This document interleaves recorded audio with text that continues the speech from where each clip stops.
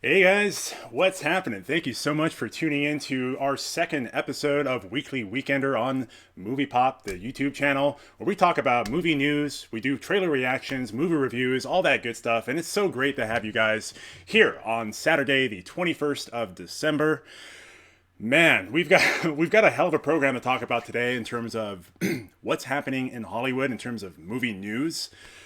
Primarily, a lot of it has to deal with science fiction. We've got some news about Star Trek. We've got some fantastic news about Star Wars. And good God, that's not going to be without any controversy, of course. It wouldn't be Star Wars if it wasn't sprinkled with a dash of controversy. So many topics to talk about today, guys. It's just going to be me. Unfortunately, Lawrence could not be here, but I'm here to give you your daily dose of Vitamin DJ. So before we start though, guys, make sure to follow us on social media. Our links are going to be down below here in the stream. It's at MoviePOP Official on Instagram, at Real MoviePOP on Twitter, and we are taking live questions today in the live chat. So if you've got a question on any topic we'll be covering, leave it in the live chat. I'll be taking it live on the air, and we can have a nice, sexy discussion about the news. But without any further ado, guys, let's just dive into our first story for the day. And that is coming from the Deadline news website. Star Trek Picard is renewed for a season 2. And what will bring great joy to fans of the once next generation captain and surprise to almost no one in Hollywood, Star Trek Picard has been given a green light for a second season before its series debut next month. So this is some pretty interesting news because Star Trek Picard is premiering next month. That's January 2020 on CBS All Access. I'm super excited for it, but I do have reservations. I'm cautiously optimistic. And that's primarily because what CBS All Access, Les Moonves, whomever you want to say is responsible, Bad Robot Productions, Alex Kurtzman, whomever, what they've done with Discovery thus far. And don't let this shirt fool you. Like, I like Discovery visually, but good God, in terms of its canonical approach to Star Trek, it's a mess. It's a disgraceful mess. And it's getting the same treatment as Disney has been giving Star Wars thus far. So for those of us who are really hardcore fans, Trekkies, we're not too happy with what's going on with Discovery.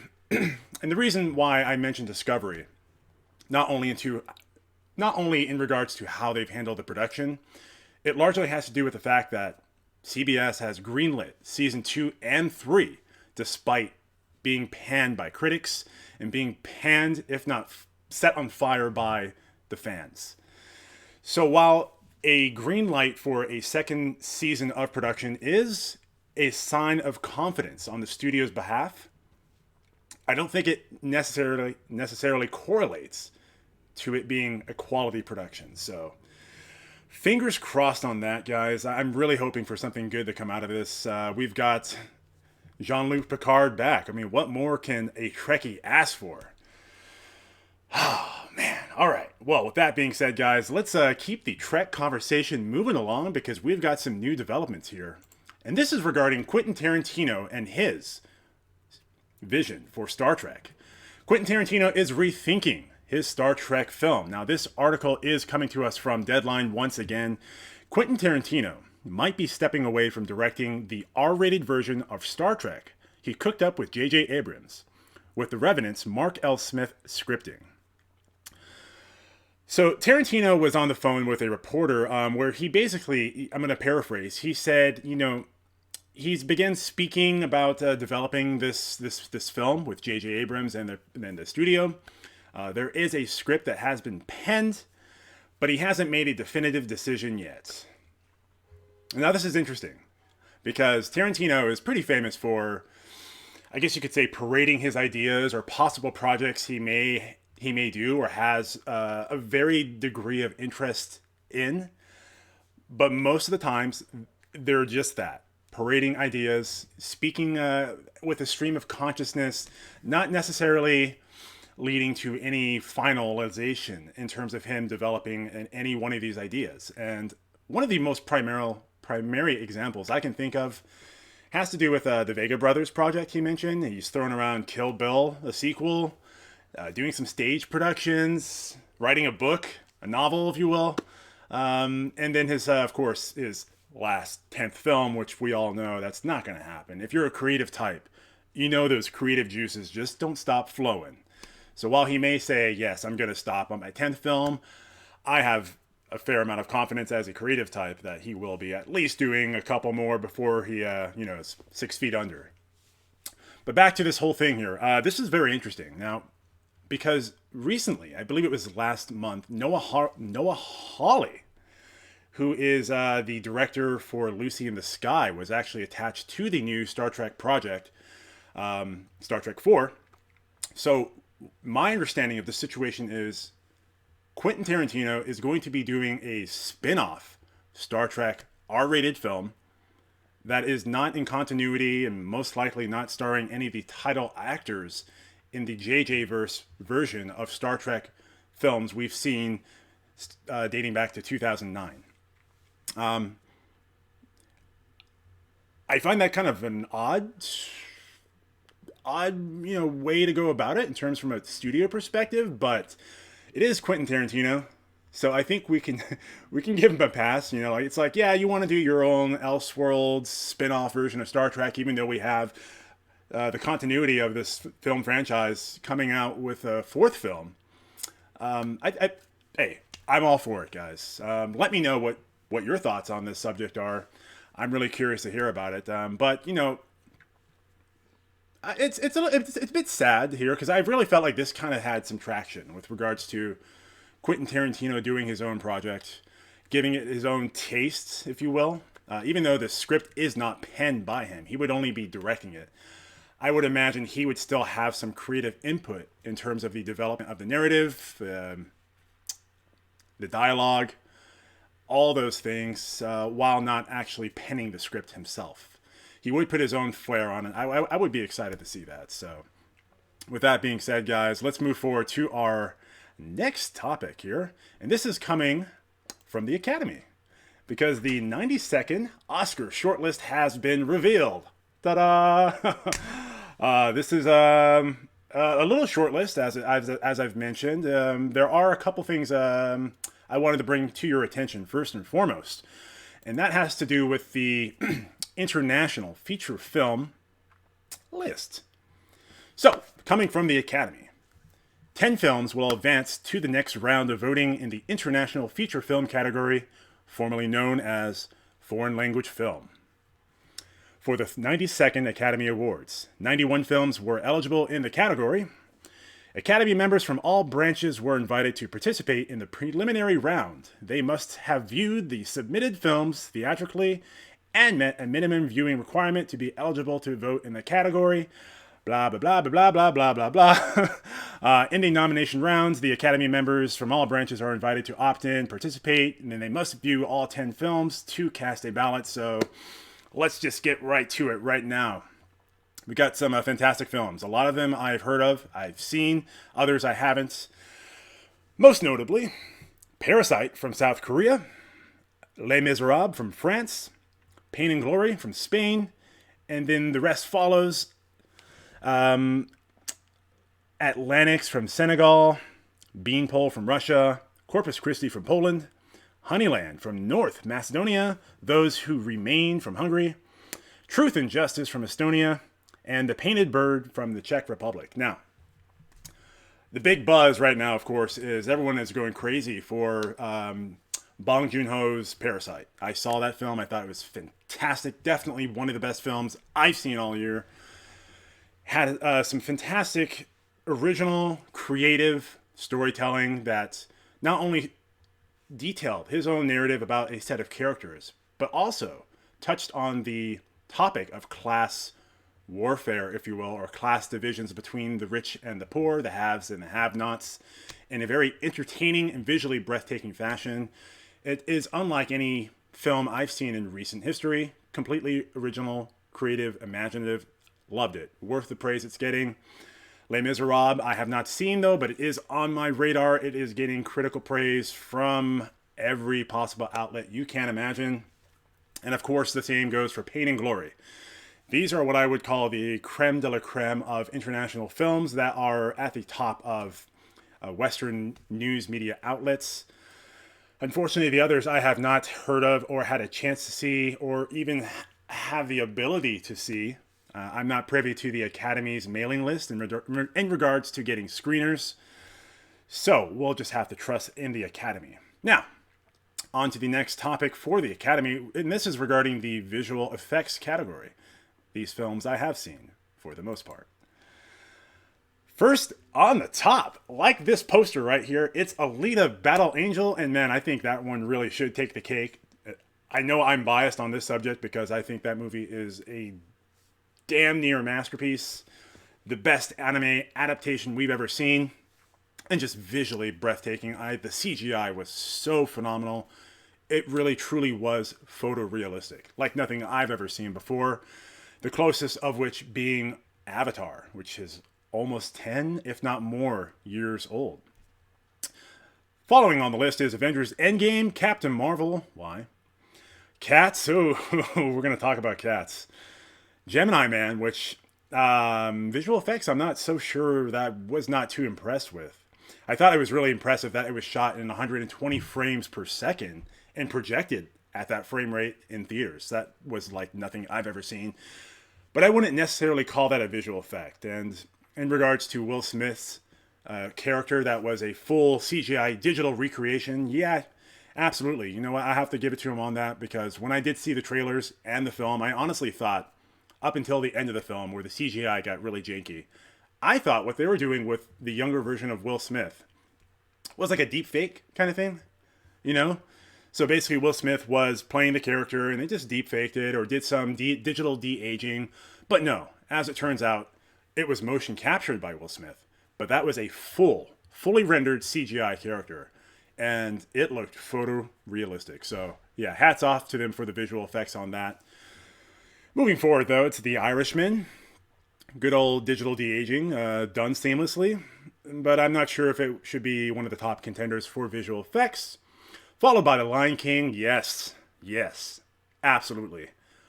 This is a interesting one too, especially for the category it's being placed in, because The Lion King, guys, let's realize, I think The Lion King has been nominated in the Golden Globes or SAG Awards or something like that for Best Animated Feature and Best Live Action or something like that. I can't exactly recall.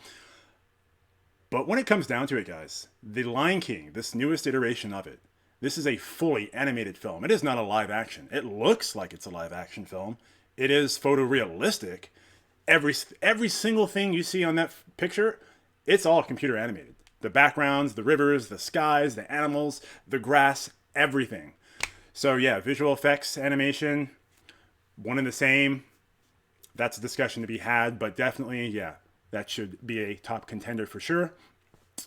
1917 is next on the list, which is coming out. It's the 21st today. It should be coming out, I think, within the next 5 days to a week. So I'll let you know about that. But yeah, I will trust that Sam Mendes definitely did his due diligence in regards to capturing some fantastic, seamless CGI, especially being paired with Roger Deakins, his director of photography. I think we're going to have a real visual spectacle and treat.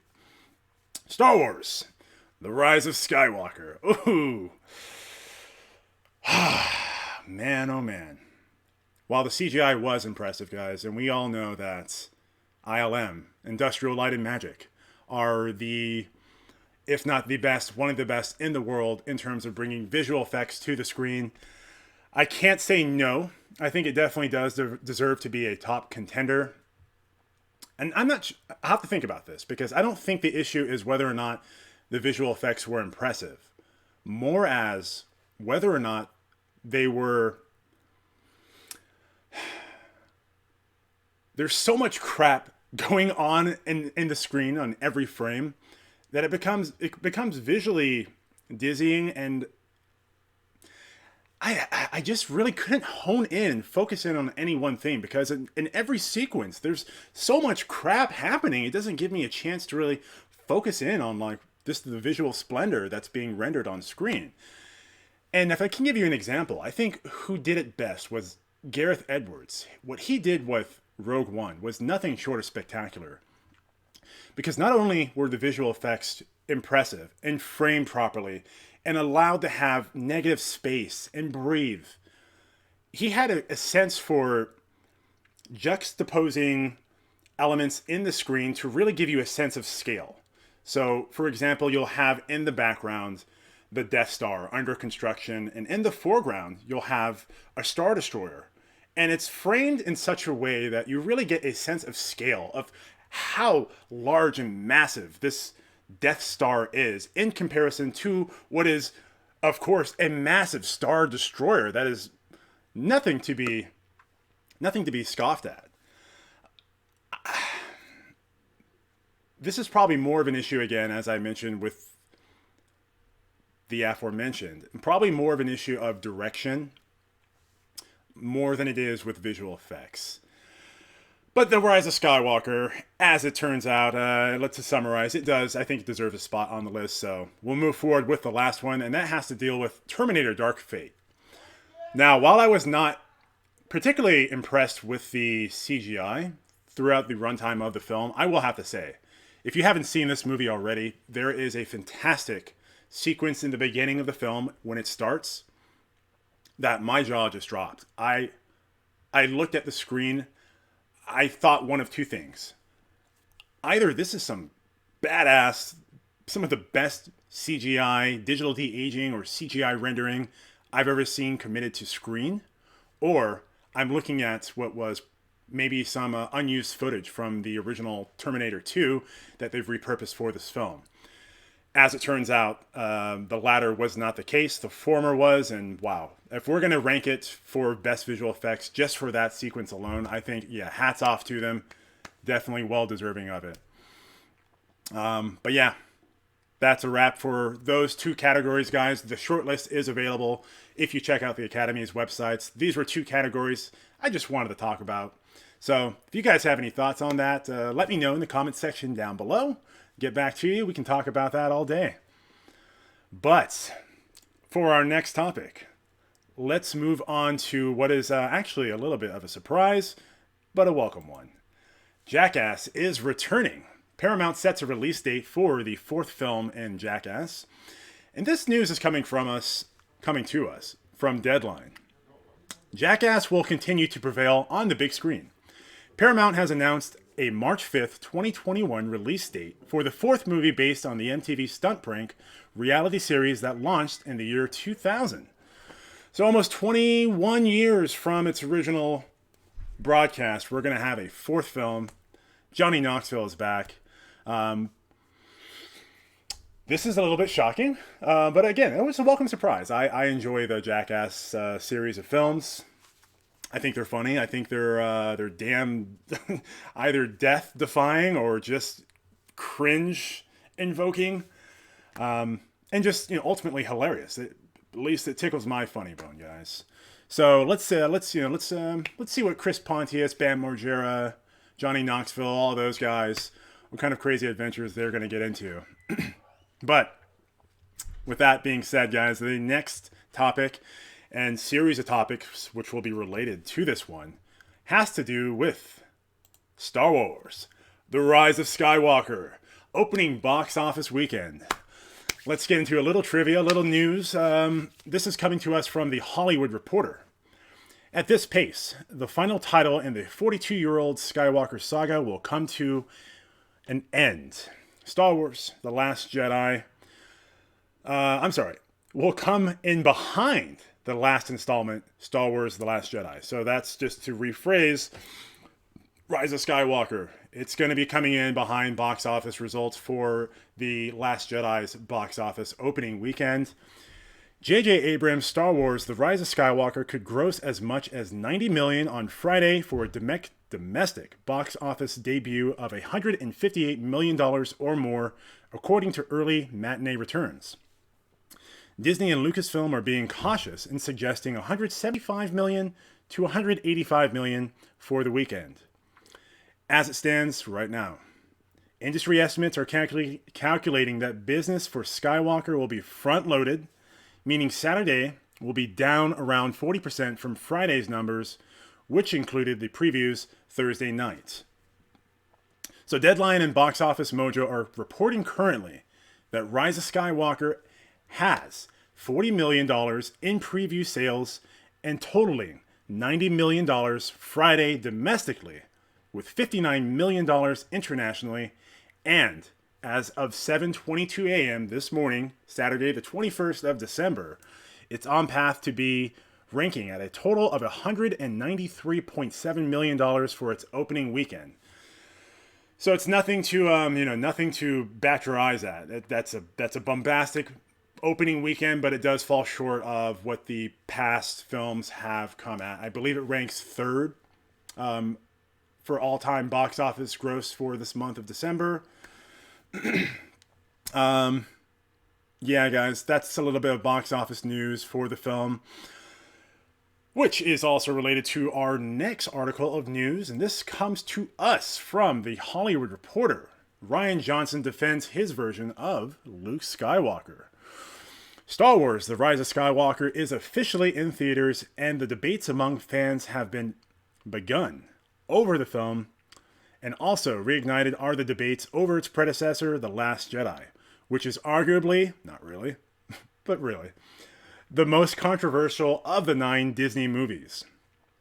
Rise of Skywalker had been in theaters for mere hours before The Last Jedi director and writer Rian Johnson took to Twitter to rebuff claims that his version of Luke Skywalker was an unmitigated mistake. Johnson responded to a Twitter user who shared another fan's detailed comparison of Luke's arc from the original trilogy and his character's behavior in The Last Jedi, which the fans claimed completely undercut the character. So guys, let me just kind of summarize what's going on here, because yes, there is a Twitter post that Rian Johnson did respond to. I'm going to paraphrase essentially what the argument was. Okay, so the argument begins with this. Let's talk about Luke Skywalker's hero's arc in the original trilogy. Luke Skywalker as a young farmer, moisture farmer on Tatooine in A New Hope.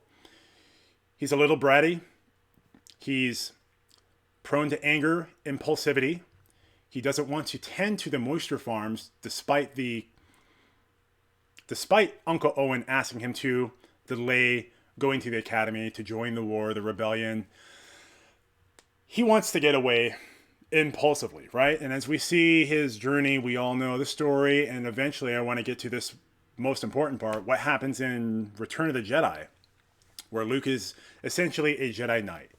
And he's in the throne room facing the Emperor, trying to get redemption for his father, is ultimately turned to the Emperor, engages in battle with Darth Vader, and has the opportunity to strike down and ultimately destroy Darth Vader, killing him at the Emperor's request. Giving into anger, giving into impulsivity. What's easy, right? That's the definition of impulsivity. Taking the easiest path. Giving into his basest instincts and desires, which is anger, impulsivity, all that. Luke Skywalker drops his saber, declares to the Emperor that he will not strike down his father because he is a Jedi Knight. He'd sooner die on his principles than succumb to the will of the dark side, succumb to the Emperor, even if he knows that it means his death. And he knew in that moment that the Emperor would kill him. He was ready to sacrifice himself. He was ready to allow his father, Darth Vader, who he knew had a seeming semblance of good in him, to have as much opportunity as possible up until the very moment he'd be risking his own life to allow his father to redeem himself.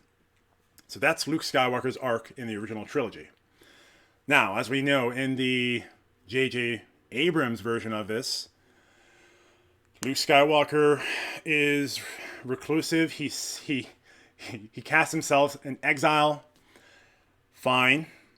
Rian Johnson takes this narrative and presents to us a version of Luke Skywalker that not only does that, but is ready to commit murder against his own flesh and blood relation, Kylo Ren, because he saw that Kylo Ren could have the possibility through Force vision of turning to the dark side, and that Luke had no control over his impulses for something that would be a possibility into the future, not even a foregone conclusion. Regardless of how bad you may think this vision you're seeing is, it seems to be at stark contrast with what we've learned about Luke Skywalker in the past trilogy, what was set up by George Lucas. Rian Johnson completely undercuts this by telling us that no, Luke Skywalker is impulsive. He's giving into what is easy. He doesn't have the same resolve and goodwill and faith in his own flesh and blood that he would strike him down in his sleep, even if for a moment, to ignite his saber and contemplate it, still is such a betrayal to the character. And I agree with this argument. Absolutely, 110%. And to Rian Johnson's credit, he did respond to this post saying that, and let me actually read this to you. This is coming from Rian Johnson. This is his response via Twitter. Gil, I understand that point of view, but I completely disagree with it. In fact, I think it disrespects the character of Luke by treating him not as a true mythic hero, overcoming recurring wounds and flaws, but as a video game character who has achieved a binary, permanent power-up. Now, while this argument does make sense, I think for most normal people, right? Because as human beings, we are subject to the external world that is ever evolving and changing and presenting new opportunities and new problems. And as people, we are also evolving and changing.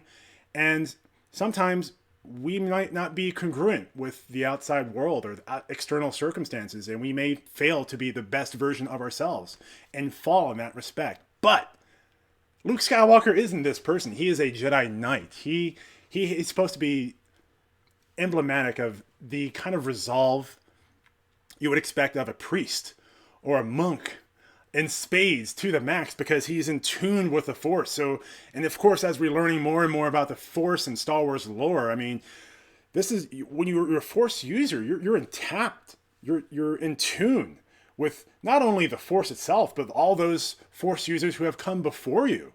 And you're able to communicate them and have them share their experiences, their shortcomings, and have an encyclopedic knowledge stretching back to the end of time, essentially. And you're telling me that Luke Skywalker, having all these positive, amazing, powerful attributes and skills and opportunities, that somehow he's still someone who would succumb to something as silly as viewing a Force vision and being impulsive? No, I don't buy it. I don't at all, and neither does Mark Hamill. And we can argue about this from a production perspective, right? Well, it's not the job of an actor, or an actor doesn't necessarily know exactly what the character is. It's the writer who knows the character intimately and in depth and detail. It's only the job of the actor to portray the vision of the director or the writer. And I think 95% of the time that's probably true. It is true. But in this case, the reverse is true. Mark Hamill has been playing Luke Skywalker since 1977. All right, he's been with this character. He's been talking about it at length, ad infinitum. He's imagined and thought up, not only in the terms of the scope of production for films and other extended universe properties, interviews about the films, appearances at fan conventions. He's been immersed in this character for longer than Rian Johnson has even had a chance to write what his conception of Luke Skywalker is in The Last Jedi. So to dismiss the opinion of Mark Hamill on the basis of what Rian Johnson's apparent thoughts of Luke Skywalker are, I think is flawed and is wrong. And yeah, that's about that. That's my rant on Rian Johnson's interpretation of Luke Skywalker. But let's move on to some other topics here. Guys, before we do that, though, make sure to comment in the section below. Make sure to follow us on this YouTube channel by clicking subscribe. Throwing us a like on this video. I want to hear your thoughts on this subject or anything else we've talked about thus far. And with that being said, let's move to our next topic.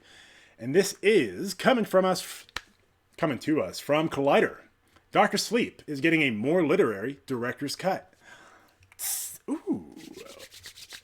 Fans of Doctor Sleep were no doubt enthused to hear yesterday that Warner Brothers will be releasing an extended director's cut of the Shining sequel on Blu-ray, DVD, and digital HD. We now have details on what to expect from the new cut straight from the horse's mouth, that being writer and director Mike Flanagan. So I'm going to summarize the article here for you guys, but essentially what the filmmaker teased was that a more literary film than the theatrical cut would be released, revealing that the director's cut is actually going to be divided into chapters that gives it a unique structure. It's going to be a fully finished version of the film. That means full visual effects, additional scores that's been composed and orchestrated just for the extended cut, a full mix. And it's going to be crafted by the director himself because he did the theatrical and the director's cut at the same time. So this is not some cookie cutter BS that was just, being made by the studio and, sent out into the wild for us to consume. I mean, this was a thoughtful construction, as we're being told, and I couldn't be any more excited for this. I absolutely love the film, and I would love to see more of this because how often do we get a sequel to a masterpiece film, that being Stanley Kubrick's The Shining, that not only excels in giving a worthwhile, original, inventive, unique, personal voice of its own, while also serving as a fantastic sequel to one of the greatest films ever regarded in film history. So to see what a director's cut might entail, I think is just nothing short of phenomenal. I'm super excited about it. Guys, I want to know what your thoughts are on that. So, of course, let me know right down below. And for our last topic of the day, guys, this is going to be about Cats and the horrifyingly delicious reviews. It's currently holding 19% on Rotten Tomatoes, followed by 62% from audience. So, what I wanted to do right now, to close this episode of Weekender out with a bang, I wanted to read some of the reviews to you because they kind of give me a chuckle. So coming from Peter Bradshaw at The Guardian, Cats review, a perfectly dreadful hairball of woe. Matt Goldberg at Collider says, watching Cats is like a descent into madness. Ugh. And Alex Cranes from IO9 says, I have seen sights no human should see. Jill Gutowitz from L.com. Cats is a nightmare that won't end. Yeah, I got that impression from the trailer. David Fallon at The Daily Beast. The Cats movie is a boring disaster filled with joyless pussies. Yeah, okay. It's probably one pussy I don't want to dive into. Thank you, Kevin. Ty Burr from the Boston Globe. Oh God, my eyes. Oh God. David Sexton, The Evening Standard. Nearly as obscene as the human centipede. Okay. And lastly, Scott Tobias from NPR says, spay it. All right, so Cats, I think it's going to be a horrible disaster. I can't wait to see. Hopefully it is as bad as it is entertaining. With that, guys, this will be the end for Weekender. I want to thank you all so much for tuning in. I hope you had a fantastic week before the weekend here, and I hope you have a fantastic weekend this weekend, of course. Remember, guys, we're on social media. We want to engage with you, so leave your comments in the section down below, and of course, follow us on social media, on Instagram at MoviePOP Official, on Twitter at RealMoviePop. Leave your comments on our social media platforms. We'll answer them in the next video. All you have to do is comment on Instagram or Twitter with the hashtag MoviePOP. So with that being said, guys, thank you so much for tuning in and have a fantastic weekend.